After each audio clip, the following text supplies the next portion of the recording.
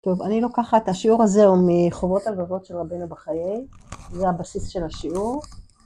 אני קצת מפשטת, מסכמת, הוא נכנס לכל מיני פרטים שאני מרגישה שבימינו, במקומותינו, נדושים כבר, אני לא אחזור עליהם, אבל הרעיון שלו ואיך שהוא מביא את זה, זה פשוט, הוא מביא לנו את הביטחון. אני יודעת, כל אחד צריך ביטחון במשהו. וכל אחד הורד לו קצת הלב, קצת על איזה משהו, על איזה שידוך של איזה ילד, על הבריאות, על איזה בדיקה, על איזה המצב בבנק. באמת יש שני סוגי ביטחון, ורבנו בחיי מדבר על שניהם, על השני משום מה פחות מדברים, אנחנו לא נדבר עליו היום, נדבר עליו בפעם הבאה, בעוד שבועיים. יש מה שנקרא ביטחון בבני חיי מזוני, בנים, שידוכים, בריאות, פוריות, מזוני, פרנסה, הצלחה, יקבלו אותי לעבודה, לא יקבלו אותי לעבודה. זה סוג אחד של נושאים שבהם אנחנו צריכים ביטחון, ועוד סוג זה קשרים בין אישיים. ובחלק השני רבנו בחיים מדבר על קשרים בין אישיים, הוא נכנס ממש לפרטים. מנהל, מעביד ועובד, מה צריכים להיות הקשרים ביניהם, עובד למעביד, מה צריך להיות הקשרים ביניהם, יחסים בתוך המשפחה. החלק הראשון זה אני מול המציאות, מול העולם, אז החלק הראשון של הביטחון שהוא מדבר זה אני מול המציאות, מול העולם. החלק השני זה העבודה שלי על עצמי פנימה. למשל, אני מול התאוות שלי, הוא מדבר גם על זה. גם שם צריך ביטחון. אני מול עבודת השם שלי, זה ביטחון שהוא טיפה שונה. לא נדבר עליו היום. אנחנו נתמקד היום יותר בבני חיי מזוני. אז הבאתי שבוע שעבר את הפסוק ויוותר יעקב לבדו, אני אחזור על זה טיפה כזה מאוד עקרוני, אנחנו נמשיך משם. כן, אנחנו מוצאים שיעקב נותר לבדו, ויאבק איש עמו, מי זה האיש? רש"י מביא שרו של עשיו. שרו של עשיו. עכשיו, עשיו הוא האויב הגדול של יעקב עוד מבטן. עוד בבטן רבקה הם מתרוצצים שם, זה רואה עבודה זרה רוצה לצאת, זה רואה בית מדרש רוצה, הם כבר במאבקים. ויעקב נולד אוחז בעקב אחיו. וכל החיים של יעקב, עד הפסוק הזה, ויוותר יעקב לבדו ויאבק איש עמו, כל החיים שלו הם מול עשיו. בבית לפני שהוא בורח הוא מול עשיו. יצחק אוהב את עשיו, רבקה אוהבת את יעקב, יש קואליציות. אחר כך הוא בורח לעשיו. לאה חוששת להתחתן, סליחה, אני טועה, לא לאה, לא. יעקב חושש לקחת את לאה, כי היא נועדה בעצם לעשיו, הגדול לגדולה, הקטן לקטנה, מכירים, נכון? כל הבית שם הוא סביב הפחד מעשיו. וככה עוברים חיים שלמים, נולדים כל בני יעקב, השבטים. עכשיו שוב הוא לפני המאבק הגדול עם עשיו. הוא בדרך לארץ ישראל, עשיו בא מולו 400 איש עמו, רש"י מביא להילחם, אין סיבה אחרת להביא 400 איש חוץ מלהילחם. וירא יעקב מאוד, וייצר לו, גם היה לו צער, גם יראה. ופתאום הוא לבד, מול הפחד שלו. ומי מופיע לו? שרו של עשיו. ויאבק איש עמו עד עלות השחר. וכשהוא רוצה להשתחרר, שרו של עשיו, יעקב אומר לו, לא, ברכני. האויב הגדול שלי כל החיים, אני עכשיו מבקש ממנו לברך אותי? לא הגיוני. בשבוע שעבר דיברנו על זה שמקבל יעקב החלטה, לא ניכנס לפירוט, אני רק רוצה להראות איך זה קורה. מספיק, אני כבר לא מפחד יותר מעשיו. אני נאבק איתו, ואני עכשיו אפילו אקח ממנו את כל התועלות שאני יכול לקחת, ברך אותי.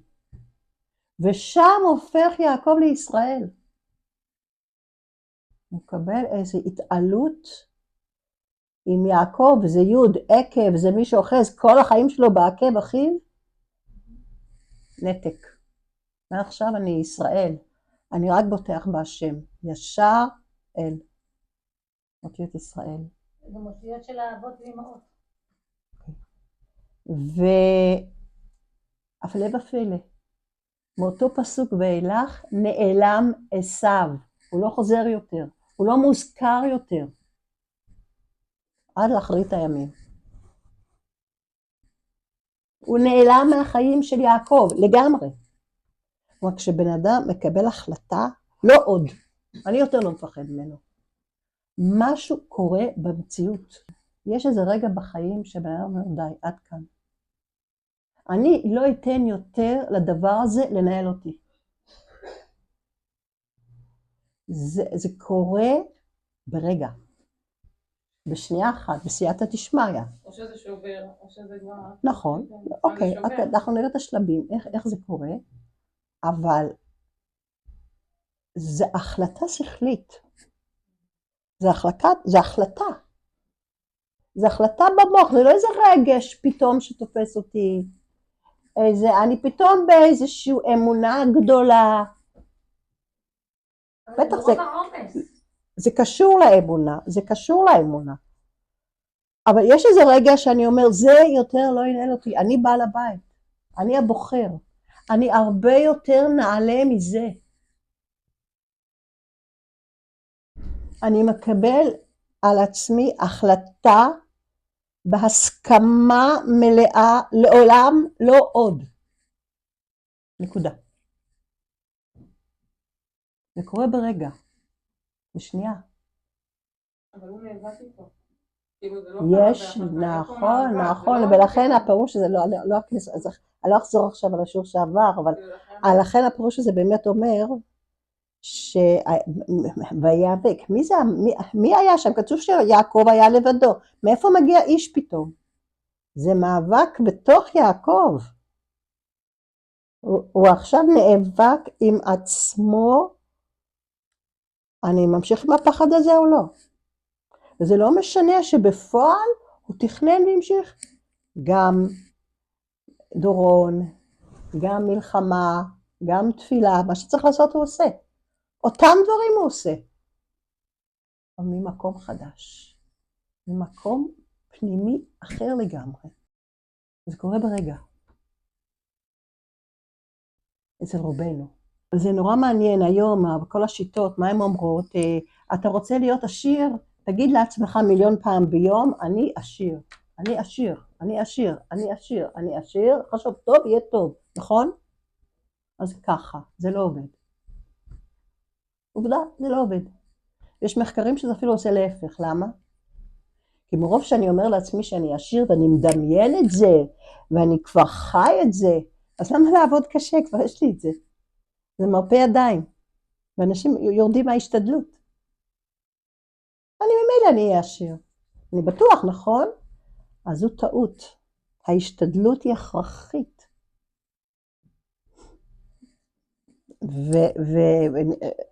והיום אני לא ארחיב למה, אבל כן, להשתדל בדרכי טבע, מה שמקובל לעשות צריך לעשות.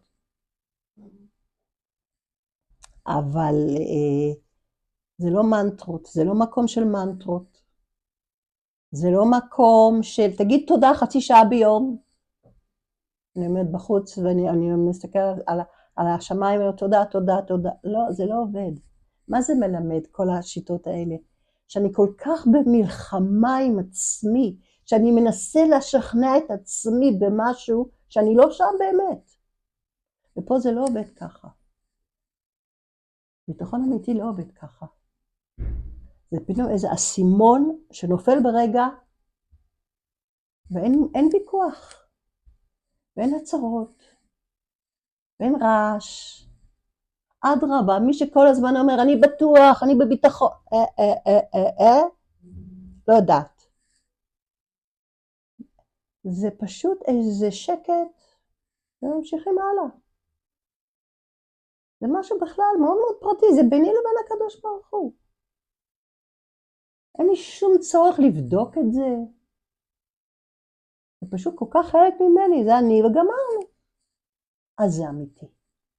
טוב, אז הגעתי למקום הזה, ואני תכף נראה את השלבים איך מגיעים. צריך כל הרבה תפילה על זה. עכשיו אני אומר, הרבה תפילה על זה, ויש דרגות בזה, אנחנו נדבר על זה. אבל זה מה שזה.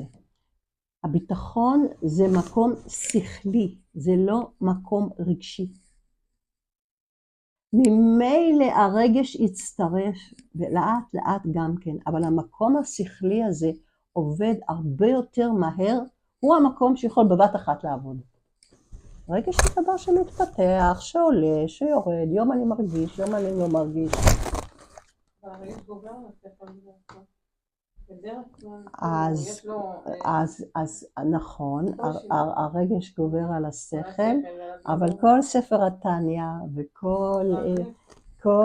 וכל ספרי המוסר גם, איך להשליט מוח שליט על הלב, נכון, באופן טבעי, הרגש גובר, נכון, אבל אם אני מצליח להגביר את השכל, על זה השכר הגדול. ולכן הבוטח בהשם, חסד יסובבנו. על זה שהגברתי את השכל, אדרבה, הרגש אומר, בהלה, סוף העולם, תראה מה קורה פה, אי אפשר ככה. מה יקרה? מה יהיה? עד מתי? לא יכולה יותר, מה? זה הרגש, הוא בועט. והשכל אומר, אני מקבלת החלטה. ברגע אחד, אני בוטחת. זהו. הרגש עוד לא שב, והוא ימשיך לבעוט, והוא ימשיך להשמיע קולות. כי החושים רואים דברים, שומעים דברים, יש סטטיסטיקה, יש מחקרים, כן? החושים ימשיכו לצעוק, לפמפם, אבל ההחלטה היא צריכה להיות ברורה. עכשיו החלטתי, זהו, אני לא דואגת יותר מהכסף, אוקיי? מהפרנסה. קיבלתי החלטה ברורה, וזה מאוד מעניין, ההחלטה הזאת נופלת ממקום מאוד גבוה בנפש. ומה היא אומרת לבן אדם? מה בן אדם מרגיש כשהוא קיבל באמת את ההחלטה הזאת? דבר אחד. 2 מילים. יהיה בסדר. אף אחד לא מבטיח לא הרים ולא גבעות. אבל יהיה בסדר. איך יסתדר? אנחנו לא בנבואה. אנחנו לא יודעים איך זה יהיה בסדר. מה יהיה בסדר? מאיפה? מאין יבוא ישראל? אני עוד לא יודע. אבל אני יודע דבר אחד. שיהיה בסדר.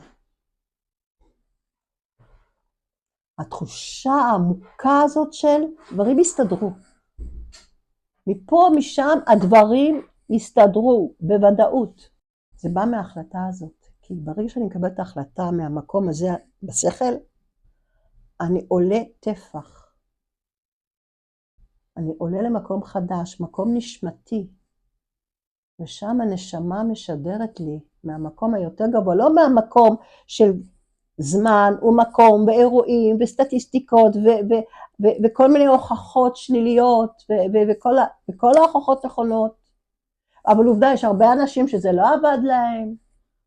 כשאני עולה מקום קצת יותר גבוה, שם אני רואה בבהירות דברים אחרים לגמרי.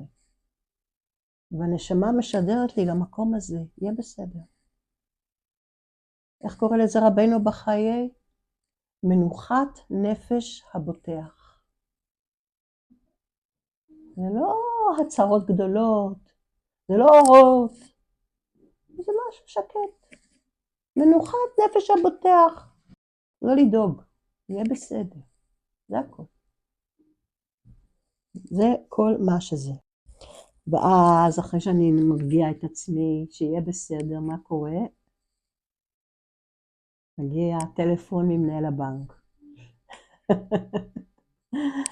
והופה, ואנחנו מחזירים את כל הצ'קים, ואוי אוי אוי אוי אוי, מה הולך להיות פה? וצריך לשלם שכר דירה, ואישה, וילדים, אוי אוי אוי אוי אוי. והלב צונח. ויש blackout, ויש רעידות, ויש מה שאתם רוצים. פחד.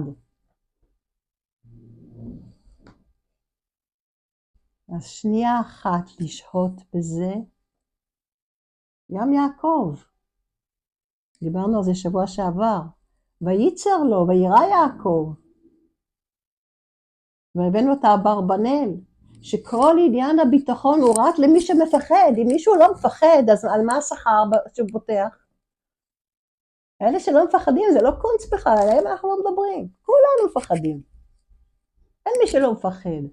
ועכשיו מנהל הבנק התקשר, ואני מפחד. אני כבר קיבלתי החלטה שאני בוטח. אבל הרגש, כמו שאתה אמרת, בום, ואני מפחד. לשהות קצת בתוך הפחד, לא לפחד מהפחד. פחד זה הדבר הכי מפחיד, הפחד עצמו מפחיד, יותר מכל דבר. אז אני מפחד. כמה דקות אפשר ברצף לפחד? רבע שעה, 10 דקות, 5 דקות, תנסו. תראו שזה לא מחזיק יותר מ5 דקות.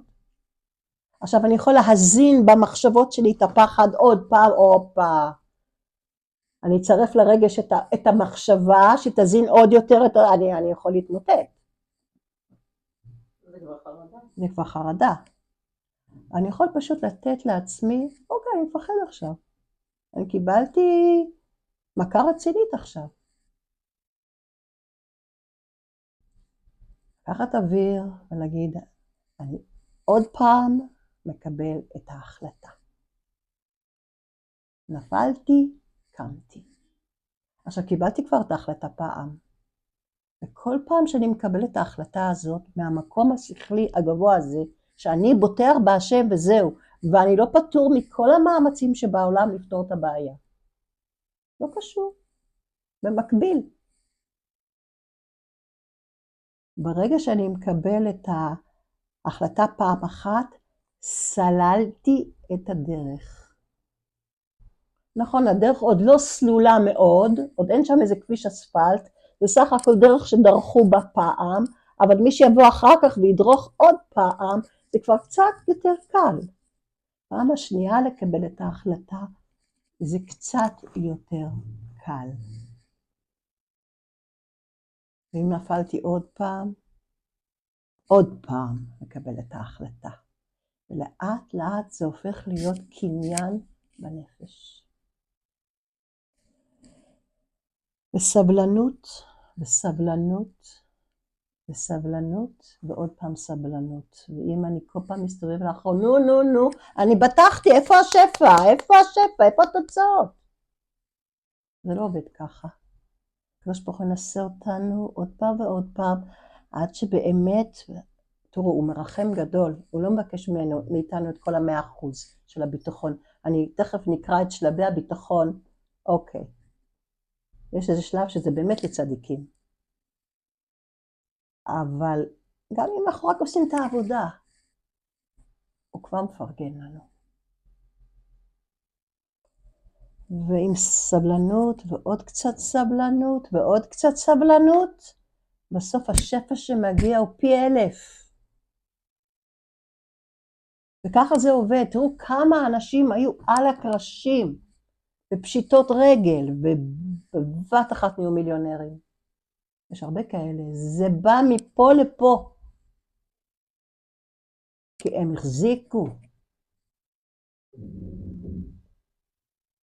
ואם זה לא קורה פעם אחת, אז עוד פעם לקחת אוויר, בסדר, נפלתי בפחד, מה קרה? גם יעקב פחד, אז אני לא אפחד. עכשיו אנחנו רואים את זה גם ביציאת מצרים, עכשיו בפרשה הבאה. איך יצאו ישראל ממצרים? מה? לא. מה? בחיפזון. בעצם היום הזה, נעליכם ברגליכם. הכל מהר לצאת, בחיפזון. ככה מקבלים החלטה. מה זה מצרים? מצרים זה רבת הארץ. לכל אחד יש את המצרים שלו, את המיצרים שלו. מצרים זה מקום הכי נמוך בעולם. לצאת משם, אין ברירה אחרת. זה החלטה של רגע. ובאמת, 4/5 לא יצאו. למה? הם היו הגיוניים. זה לא הגיוני עכשיו לקחת אישה, ילדים, ולצאת למדבר. אחרי מה?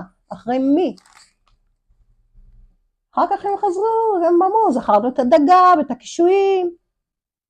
יש לי פה מה שיש לי, כמה שרע לי פה, אבל יש לי את מה שיש לי. אני יודע מה, אני אקבל שעה? אלה שהיו תחת גורמי הזמן והמקום והסטטיסטיקות והמחקרים, נעלמו. מי שקם על לטעם ודעת, לא ברור למה. החלטה, יוצאים. זהו, זו החלטה של רגע, יוצאים. וכשאנחנו הולכים על המקום הזה, אנחנו מתדמים לקדוש ברוך הוא. הקדוש ברוך הוא לא מפחד, הוא שלמות. ברגע שאתה עולה, אתה בעצמך למקום הזה, זה יכול להיות דאגה על ילד, אני מחליט שאני לא דואג, יהיה בסדר, אני צריך לעשות את כל מה שאני צריך לעשות. כל הטיפולים וכל הבדיקות וכל העזרה וכל מה שאפשר להושיט לו צריך לעשות. אבל אני לא דואג לו, כי אני יודע שיהיה בסדר. ידוע שכשדואגים לילד, בלי שמרגישים, מחדירים לו אנרגיה שלילית, לא חיובית. אני בטוח שהילד הזה יהיה בסדר. איך? מה? לא יודעת. אבל יהיה בסדר. זה מפנים בתוכו אנרגיה חיובית.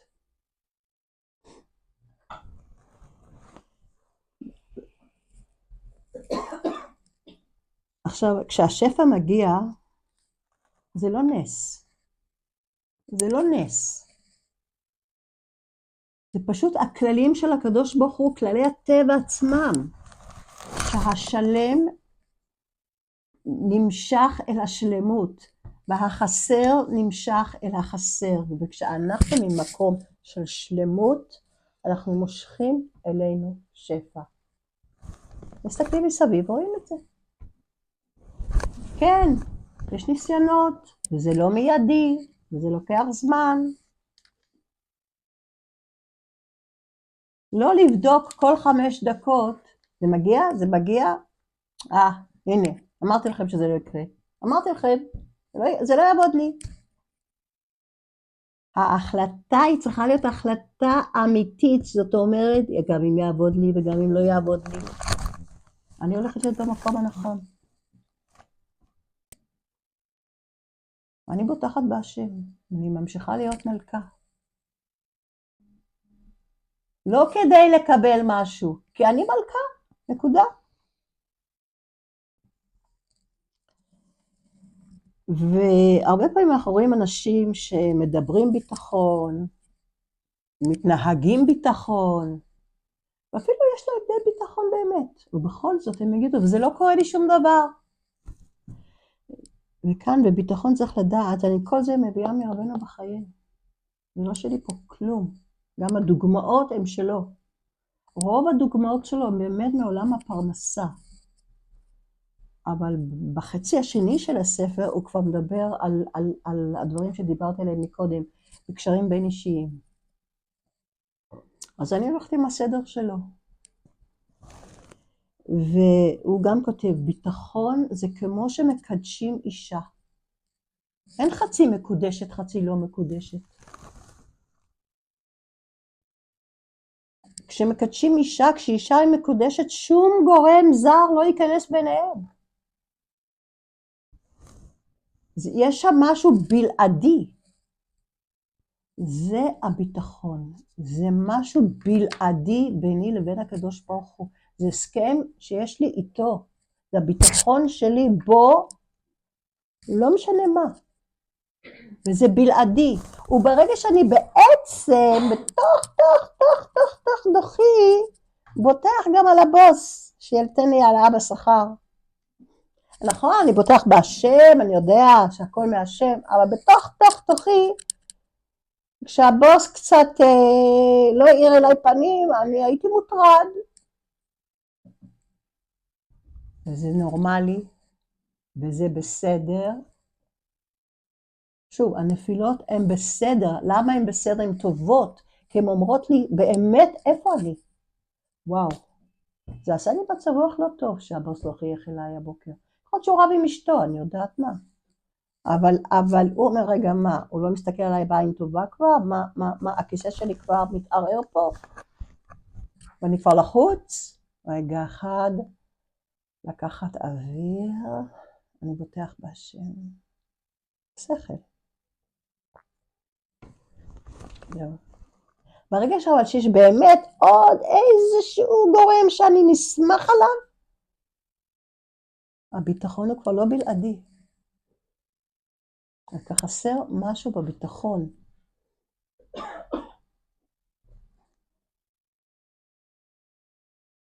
אז הקדוש ברוך הוא לא בא בטרוניה לבריאותיו, הוא יודע שאנחנו לא יכולים ביום אחד להגיע לשם.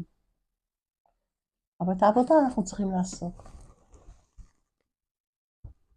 והעבודה הזאת, עבודת הביטחון, היא מושכת את השפע. רק הקדוש ברוך הוא יודע באמת מהי רמת הביטחון שלי.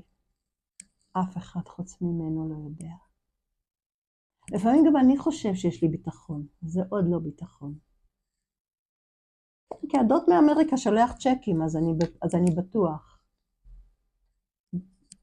אוקיי. ואז בפרק ג' ממשיך רבנו בחיי, ועכשיו אני קוראת ממש מבפנים.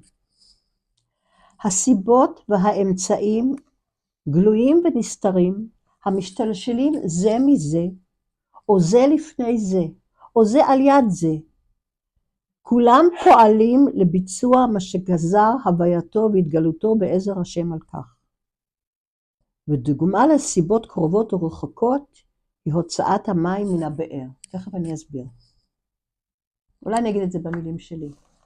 אומר רבנו בחיי, שאנחנו תלויים בסיבות ועילות קרובים ורחוקים. הוא נותן דוגמה. אני אקרא את זה כן מבפנים, כי זו דוגמה מאוד מאוד יפה. ודוגמה לכך היא הוצאת המים מן הבאר, ממעמקי האדמה, בכלים שהמים עולים בהם בעת השאיבה מן הבאר, מה שאנחנו קוראים דלי. והיא נקראת סיבה קרובה. אבל סיבתו הרחוקה היא האדם המצמיד את הבהמה אל המשאבה, ואז תניע את המוט, שיניע את החבל, אליו מחובר הכלי המרים את המים מקרקעית הבאר. ואם תארה תקלה באחת הסיבות שהזכרנו, למשל החבל יקרה, הבהמה תיפצע, הגלגלים יישברו, לא תארה המטרה הדרושה מהן. וכך כל שאר פעולות הנעשות בהוויה. רק גזירת השם היא סיבת הסיבות ועילת העילות, המאפשר את הסיבות אשר בהן ביצוען. אז הדוגמה היא ברורה, נכון? לא צריך להסביר אותה. עכשיו תשאל ילד, מאיפה מגיעים המים? מי מביא לך את המים? ילד בן 2, מה הוא יענה? הדלי. מאיפה באים המים? הברז. הדלי. תשאל מישהו יותר מבוגר, יותר מפותח שכלית, מי מביא לך את המים? הוא יגיד, המוביל הארצי פעם היה, הצנרת בבניין, שלא רואים אותו. הגשם שיורד, הוא מבין שזה כבר יותר רחוק. זה לא הברז שעכשיו פתחתי. ורק מי שיותר מפותח מבין שמאחורי כל זה, השאיבה הזאת מהבאר, עומד בן אדם בכלל, ומנהל את כל זה, ומזיז את הבהמה. והבאר הזה, זו דוגמה מצוינת. מאיפה באים המים? מהברז, אלא מאיפה? מהגשמים שהקדוש ברוך הוא מביא. אבל זה לא מה שיגיד ילד בן 2. מה הוא יגיד? מהברז. אתם יודעים שבכיתה א' ב' יודעים שזה הגשם שיורד. אז זה א' ב'. אנחנו מדברים על ילדים יותר קטנים, שרק מתחיל לדבר ולתפוס, יש לו חושים. הוא רואה, זה מה שהוא רואה, זה מה שיש. זה מה יש, ככה אומרים.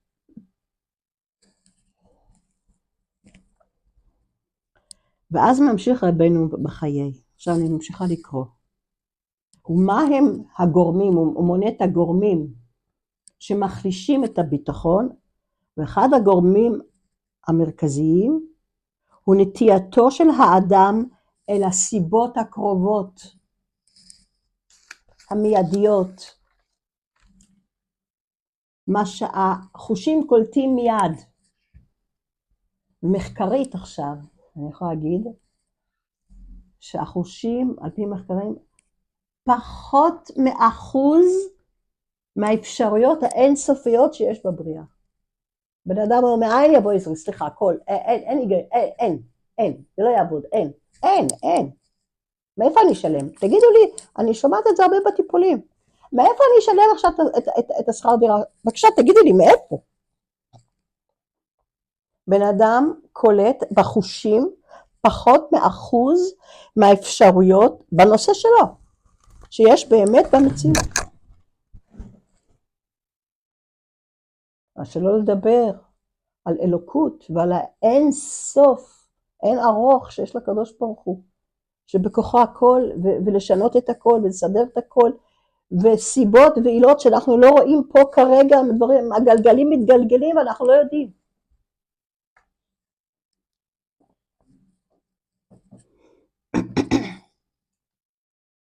אני ממשיכה מרבנו בחיי, והוא אינו יודע כי ככל שהעילה קרובה אל העלול, מה שאנחנו אומרים, הסיבה אל התוצאה, כך יהיו מעטי יכולת, או במילים שלנו, ככל שהסיבה היא גלויה ומוסברת בשכל, כך השפעתה קטנה. וככל שהעילה רחוקה וסמויה, כך השפעתה גדולה יותר. ואז הוא מביא דוגמה, רק אני אגיד לפני כן, אז בן אדם שומע, מאיפה יש לך מה לאכול? מהבוס, שמשלם לי כל חודש משכורת. הוא ברמה כמו ילד שאומר, המים באים מהברז. אתם יודעים כמה אנשים מסתובבים ברמה הזאת? גאונים, מפותחים, בכל מיני מקצועות. אבל מאיפה באה הפרנסה? מה זאת אומרת? עבדתי כל חיים, יש לי פנסיה, מה? הוא נותן דוגמה של מלך שרוצה לייסר את אחד מעבדיו, הוא נותן הוראה, אני אעשה את זה מהר, למשנה שלו, שנותן הוראה לשר, שנותן הוראה לאחראי למשטרה, שנותן הוראה לשוטר, שמחזיק את השוט, מי הכאיב לו? השוט. ילד קטן יגיד השוט. יותר מפותח, הוא יודע שזה הרבה יותר גבוה מזה. אני אומרת, כשאישה מתלוננת על בעלה, אמר לי, עשה לי, הכאיב לי, תחליפי את המילה בעלי בקדוש ברוך הוא. בעלי אמר, הקדוש ברוך הוא אמר לי, הקדוש ברוך הוא הכאיב לי, הקדוש ברוך הוא עשה את זה. נכון, יש לו איזה שוט פה.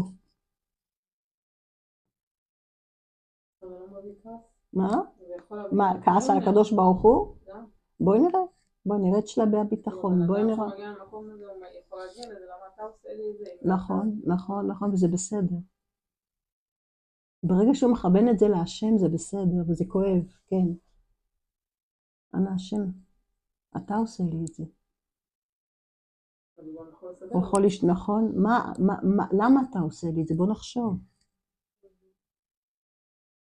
נכון, אבל זה טוב, אתה עושה לי זה טוב. כשאדם מגיע לרמה הזאת, וואו, הוא בדרגה. עכשיו אני אעבור מהר על שלבי הביטחון.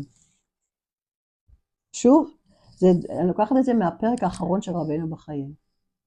השלב הראשון, אולי אני רק אחזור על משהו שאמרנו שבוע שעבר שהוא מאוד מאוד בסיסי. נפש האדם לעולם חייבת להיסמך על משהו.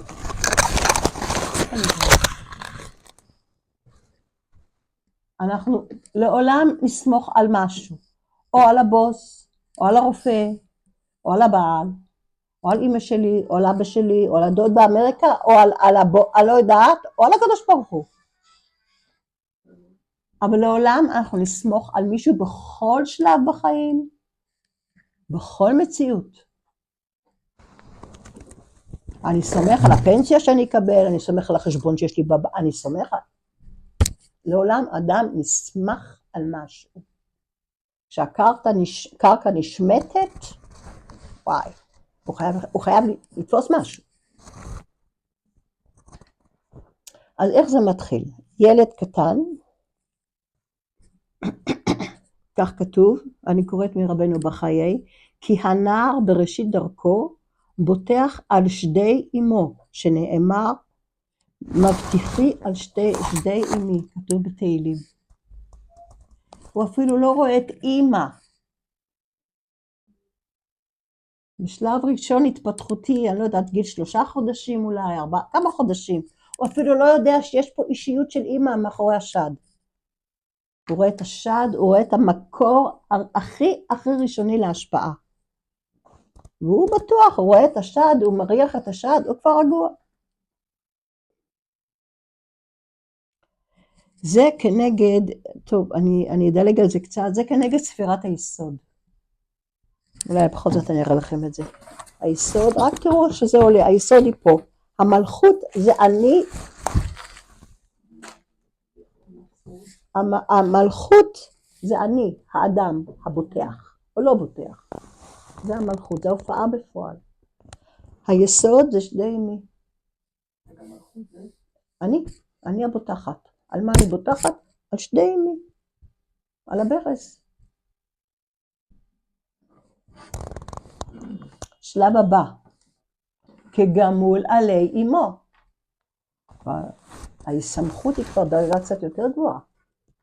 אני כבר עכשיו נסמכת לא על שדי אמי, אלא על אמא. אני רואה אישיות. אני רואה שיש פה מישהי, נתן לי חום ואהבה, אני סומכת עליה. עליתי למידת ההוד. הוד זה הספירה של האישה.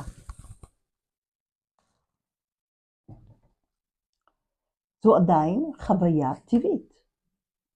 אחר כך תתחזק, אני קוראת מבפנים, תתחזק הבחנתו יותר, ויראה כי אמו תלויה באביו, וישען גם עליו. אבא הוא כנגד מידת הנצח. צד ימין זה הצד הגברי, צד שמאל זה הצד הנשי. אחר כך יגדל עוד, יתחזק גופו, וישיג פרנסו ממלאכה וממסחר, ואז מסב ביטחונו על כוחו ועצתו. על מי הוא בוטח אחרי זה? על עצמו. הוא לומד פתאום שהוא חזק, יש לו שכל. כן, במושגים של רבנו בחיי לפני כמה מאות שנה, עוסק במסחר, עוסק במלאכה, מביא את פרנסתו, יופי. עדיין כל זה שלבי ביטחון שלא קשורים בכלל לתודעה של ביטחון בהשם. בתפארת, זה בתפארת עכשיו? זה בתפארת, נכון. כשהוא בוטח בעצמו זה תפארת. תפארת, אולי אנחנו צריכים יותר... זה גם וגם. זה גם וגם, בדיוק. אני חייבת, זה מדהים שאת מקשרת את זה לספירות. נכון. זה טעים לך לעשות... זה תפארת, זה גם. תפארת, מידת התפארת, זה מידת הרחמים. זה לא חסד, וואו, וזה לא גבורה, לא.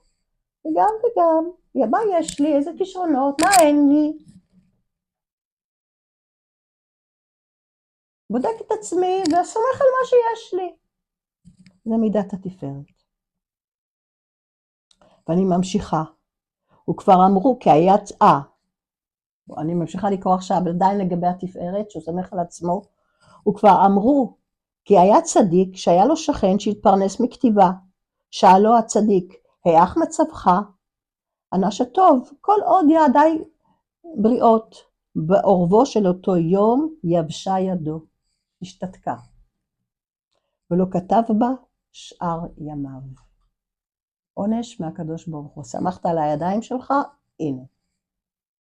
מי נתן לך כוח לעשות חיל? ואחר כך, שלב הבא. ואם תזדמן לו פרנסתו על ידי אחד הנבראים, מסב ביטחונו אליו וליבו שקט בו. עכשיו יש פה גביר שמפרנס אותי. יופי, אני בטוח ושקט. שמח על הגביר. איזה מידה זאת? אנחנו עולים קצת יותר. עלינו שוב לגבורה. נכון, אני לא יכול לעשות הכל לבד. אני חי בצמצום, אין לי את הכישרון רק לפרנס את עצמי. אני צריך שיעזרו לי אנשים בחוץ. אבל אני סומך על זה שמביא לי כל חודש את הצ'ק. איזה שאלה? ואני ישן טוב בלילה. שלב הבא, עולה לשלב החסד. פה מתחיל הקדוש ברוך הוא להיכנס לתמונה. עולם חסד ייבנה, ראשית הספירות זה ספירת החסד, בבריאה, היום הראשון לבריאה כנגד החסד, יום שני כנגד גבורה, שלישי כן חסד גבורה תפארת, נצח הוד יסוד מלכות, זה כנגד השבת, חסד. מה חסד? מסב הישענותו על הקדוש ברוך הוא בדברים שאין לו עצה בהם. שלב הבא, מה הוא רואה? רגע, נכון שהבוס הזה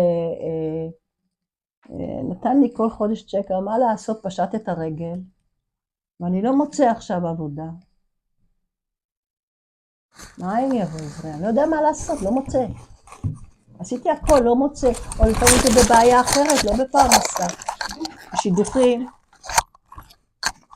בשידוכים זה בולט מאוד. כל העניין הזה של הנסיבות הקרובות ורחוקות, זה מרתק כשמגיעים לשידוכים. טוב, אני רואה שאני לא יכולה לא לסמוך על עצמי, וגם לא כל כך לסמוך על אחרים. אין שם את כל הפתרונות. אין לי ברירה. נכון, זה ספירת החסד, כבר נכנסת לפה אלוקות. אבל זה עדיין הישרדותי. הייתי רוצה לא לבנות על הקדוש ברוך הוא, עזבו אותי, אני רוצה להרגיש חזק, ויש לי משהו בחושים שאני יכול לתפוס. לא רוצה להיות כזה מופשט. מה לעשות? אני לא יודע מה לעשות, אין לי פתרון. אז אלא, התואר הזה, אני אבכה להשם, מה אני יכול לעשות? עכשיו, כמה מאיתנו, אנחנו לא במקום הזה? אני לא שואלת, כן? כל אחת יודעת איפה היא. עד עכשיו הקדוש ברוך הוא לא היה בתמונה, וכולנו עם הקדוש ברוך הוא כן בתמונה, אבל יש דרגות בזה. כל עוד אני יכול. איפה שאני לא יכול, ריבונו של עולם תעזור לי. זה שלב ראשון שבו הקדוש ברוך הוא נכנס לתמונה. השלב הבא, זה כבר מתקרב לכל החוכמה בינה דעת, שזה כבר ספירות שכליות. חוכמה צד ימין, דעת צד שמאל, בינה צד שמאל, דעת, גזע המוח, זה כבר בראש. פה כל זה הראש. פה מתקבלת ההחלטה. אמרנו החלטה באה מהשכל, נכון? מעלה שלב אחד מאהבה, חסד, שזה כבר נכנס הקדוש ברוך הוא, נכון, ממקום הישרדותי, שם נעלה לדעת. וכאשר תתחזק הכרתו את השם, יפתח עליו גם במה שיש לו עצה, כגון שמביא פרנסתו בדרך מסוכנת, ועוזב מתוך ביטחון בהשם שיפרנסהו. אתם שזה הרחבת הדעת, זה קורה פה בדעת. דעת זה במילה אחרת הזדהות. יש לו כזאת כבר עלייה של הזדהות עם הקדוש ברוך הוא בחיים שלו, שנניח שהוא מכונאי רכב, הוא עובד ברמאללה אצל איזה ערבי שמשלם לו הון תועפות. אבל זה מסוכן לעבוד שם. אומרים לו, מה אתה עובד שם? יום אחד מישהו יכניס לך שם סכין, לא, הכסף נכנס, יהיה בסדר. הוא באמת חושב שיהיה בסדר?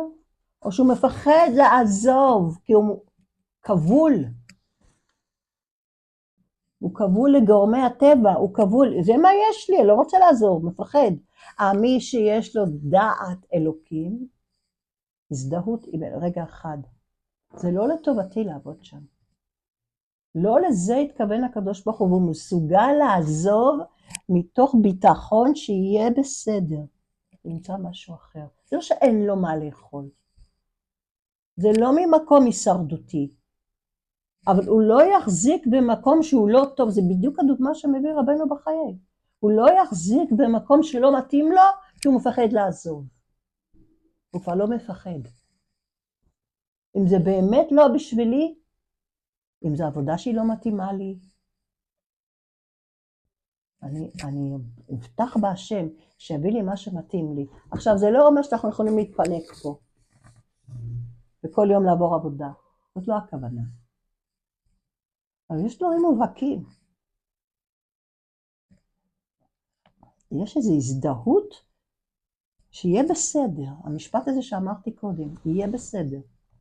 והוא לא יודע, עוד אין לו פתרון. וגם אם יש לו עבודה חדשה, מי אומר שזה יצליח? יהיה בסדר. יש לו כבר את היכולת הזאת פה בדעת, דעת זה ההזדהות, דעת זה ההתקשרות, אדם ידע את חווה אשתו, זה מה שאמרתי מקודם, שזה כמו נישואין, זה כמו קידושין. אני רק עם הקדוש ברוך הוא. אחר כך אנחנו עדיין, עכשיו אנחנו כבר בממלכת השכל, וכאשר תתחזק הכרתו עוד יותר את השם, מסב ביטחונו על השם בכל העניינים הקשים והקלים, ונכנע לפקודתו. זה בבינה. עולה מהדעת אל הבינה. מה? הבינה היא בשכל. חוכמה בינה דעת, זה שכל. עולה אל הבינה עכשיו. מהבינה הוא מבין שהכל מאיתו יתברך, גם הדברים הטובים, גם הדברים הפחות טובים, וייכנע לפקודתו. מה זה? מהי ההכנעה פה? אני כבר נכנעתי, קיבלתי הכל מאת השם. תרצו, תקראו לזה גם זו לטובה, תקראו לזה איכשהו, אז למה אני נכנע פה? וכאן רבנו בחיי מסביר, והרב ארד בספר שלו מאוד מאוד מרחיב בזה. אם זה מעניין אתכם, אני יכולה לתת שיעור על זה, במה הוא נכנע, הרי הוא כל כך בטוח שהכל מאת השם, ואם יותר טוב או פחות טוב, הכל מאת השם. אז איפה הכניעה? הוא הולך ועושה כלים בדרכי הטבע. הוא הולך לעבודה כל יום, 8 שעות כמקובל, כרטיס בבוקר, דופק כרטיס בערב, בא הביתה, עושה כל מה שצריך בדרכי הטבע. אבל אתה הרי בכזה דרגה גבוהה כבר, אז אולי לא צריך בכלל דרכי הטבע, סמוך על הקדוש ברוך הוא והכל יהיה בסדר. לא, לא, לא, לא, לא. זו ההשתדלות. זו ההשתדלות. נכון. תמשיך לעשות בדרכי הטבע. תלך לרופאים, תלך לשטחנים, תלך לעבודה, כל מה שצריך. כמו כל העולם בדיוק. הרפו הודעו. הרפו הודעו זה ההחלטה השכלית שדיברתי עליה בהתחלה. האמת היא הרפו הודעו, הדעת, שפה זה מתחיל, כן, זה הרפו בטח. אני מרפא מהדאגה שלי. מה זה דאגה? מה זה פחד? זה הרגש עצמי מאוד מאוד חרדתי וחזק. אז אתה מרפא.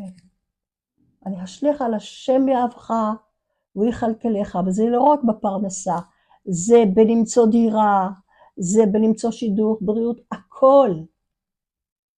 תשליך את זה עליו, אבל באמת. באמת, כמו שאומר רבנו מחיי, מנוחת נפש הבוטח. שם זה נמדד, וזה רק אדם יודע בפנים. אני באמת רגוע? אני לא רגוע. כי עוד פעם קיבלתי איזה טלפון, בשורה, משהו, לא משהו. אני לא רגוע, אוקיי? אני יכול לחוז בזה, אני לא מפחד מזה. לא נעים לי עכשיו. עוד פעם לקבל את ההחלטה. שבע ייפול וקם.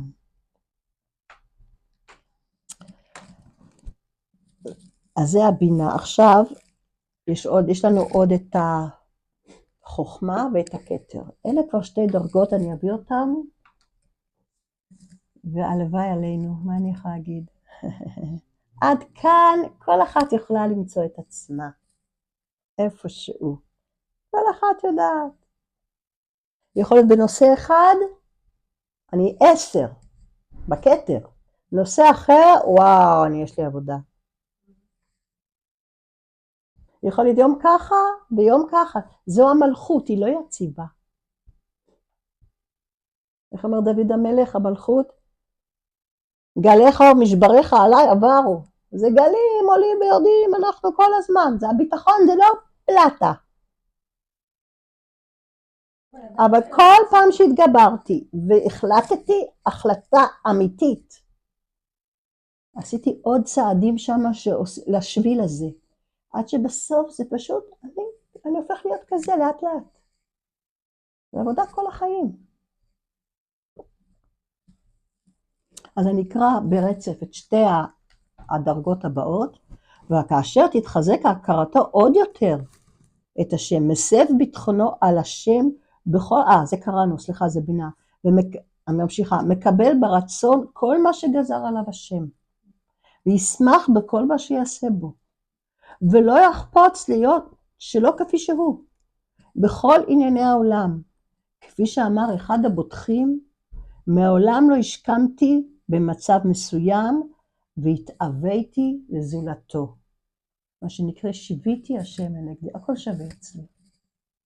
וזה כנגד ספירת החוכמה. חוכמה זה ביטול. חוכמה זה כוח מה שאתה רוצה, למשל, הכל טוב, והוא באמת מרגיש שמחה. והכתר, הכתר תמיד קשור למלכות. מה זה כתר? כתר זה כתר על הראש של המלך, נכון? אז הכתר צריך להיות ישר קשור לפה, נכון? חזרה אליי זה מגיע, נכון? כך כתוב, ממוקד כולו בשליחותו. בעולם הזה, בידיעה ברורה, שרק הקדוש ברוך הוא ממלא את עולמו. הוא חוזר חזרה אל המעשה. אבל המעשה הוא מעשה של שליחות. אני שליח של המלך. וכאן אני אסיים רק בדבר אחד, עוד דבר אחד. את היכולת הזאת לבטוח בהשם מעל לטעם ודעת, ממקום של לא היגיון. לא היגיון. זה מקום שיש אותו באמת רק לעם ישראל. הגויים עכשיו התחילו לקחת את זה. כל מיני שיטות יש להם, גם אצלנו. אבל בעומק הרצון הוא מניפולטיבי, על מנת אתה רוצה להתקשר? בוא אליי, אני אתן לך קורס בחשיבה חיובית. זה יעבוד. טוב, אז אני באה לחשיבה חיובית. לא, זה, לא. בעם ישראל זה, אני מקבל על עצמי לפתוח בהשם, נקודה. בטח, אני רוצה שפע. אני כן רוצה שפע. אבל בכל מקרה, אני בוטח. ואת זה יש לעם ישראל רק. ולמה יש את זה רק לעם ישראל? כי הקדוש ברוך הוא בחר בנו, בלי סיבות. הקדוש ברוך הוא אומר לאברהם, לך לך, ולא מביא לנו שום סיבה למה הוא בחר באברהם. מה? זה המדרשים מביאים, מלא ניסיונות. זה המדרשים, זה לא כתוב בשום מקום בפשט, בשום מקום. לא, על נוח כתוב, נוח איש צדיק היה בתולדות, לא כתוב על אברהם, לא. לא, אחרי שהקדוש ברוך הוא פנה אל אברהם, ויאמר אל אברהם, לך לך, זהו. זה במדרש, זה לא כתוב בתורה. כן, שום מקום בתורה. לא אמרתי שזה לא נכון, אין את זה בפשט. אותו דבר אין לנו, ויקח איש, הפרשה שלנו, ויקח איש מבית לוי, ויקח את בת לוי, למה לא כותבים לנו שזה אברהם? ואיש, זה כללי. שכתוב עליו שאברהם הוא אבי.